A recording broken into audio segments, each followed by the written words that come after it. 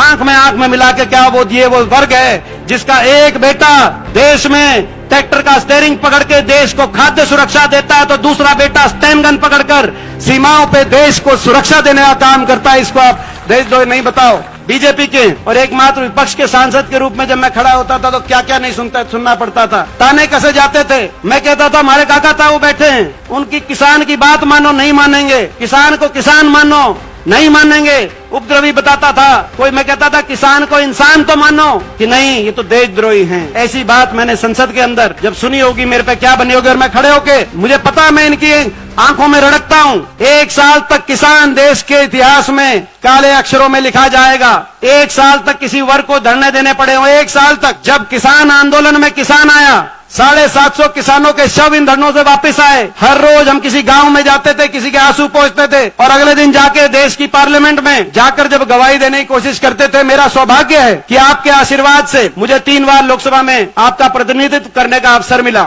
और अब मैं राज्यसभा में विधायकों ने मुझे आशीर्वाद देकर राज्यसभा में भेजा है। लगभग 20 साल से देश की सबसे बड़ी पंचायत के सदस्य के रूप में शायद मेरी उम्र में, इतनी आयु में इतना अवसर देश में किसी को प्राप्त नहीं होगा। मैं अपने आप को सौभाग्यशाली मानता हूं। लेकिन मेरा दुर्भाग्य था कि जब मैं खड़ा होकर किसान आंदोलन के समय किसानों की गवाही देने की कोशिश करता था तो सारी बीजेपी, क्योंकि हरियाणा में 15 सांसद हैं, 10 लोकसभा, 5 राज्यसभा, 15 में से 14 बीजेपी के और एकमात्र विपक्ष के सांसद के रूप में जब मैं खड़ा होता था तो क्या क्या नहीं सुनना पड़ता था, ताने कसे जाते थे। मैं कहता था हमारे काका था वो बैठे हैं, उनकी किसान की बात मानो नहीं मानेंगे, किसान को किसान मानो नहीं मानेंगे, उपद्रवी बताता था कोई। मैं कहता था किसान को इंसान तो मानो, किसान को इस देश का नागरिक तो मानो। धरने पे किसी की अगर तबियत भी खराब हो जाए तो शासन प्रशासन में हड़कंप आ जाते हैं। ये भी एक वर्ग है देश में, इनको कम से कम इनकी बात नहीं मानते तो सहानुभूति के 2 शब्द तो कोई कहे तो कहते थे कि नहीं, ये तो देशद्रोही हैं। ऐसी बात मैंने संसद के अंदर जब सुनी होगी मेरे पे क्या बनी होगी। और मैं खड़े होके मुझे पता है मैं इनकी